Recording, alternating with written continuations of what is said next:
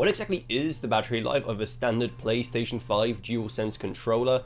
Well, as you can guess, it very much varies depending on what you're currently doing with it. However, with its 1560 mAh battery, it's able to get anywhere between 6 and 12 hours. I know that's a pretty big spread, however there's a lot of factors that go into exactly how long a DualSense controller will last on a single charge, and while it might sound like a lot, it really isn't in the world of gaming controllers, given how some Xbox controllers can go all the way up to 40 hours. Then there's also the DualSense Edge controller, with its 1050 mAh battery that will last between 6 to 7 hours. So, okay, what exactly can you do to improve that battery life if you want to spend less time actually recharging your controllers?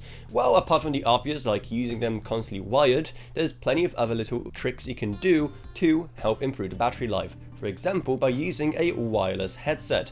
Instead of using a wired one, which takes power from the controller, a wireless one connects directly to the console. And sure, while it does mean you also have to worry about the battery life on your headset, it does mean that your controller uses up less battery at once. You can also try to reduce some of the effects on the controller itself, like for example reducing the brightness of the lights on it, reducing the vibration intensity or turning it off completely, as well as also turning down the controller's volume and turning off the built-in microphone.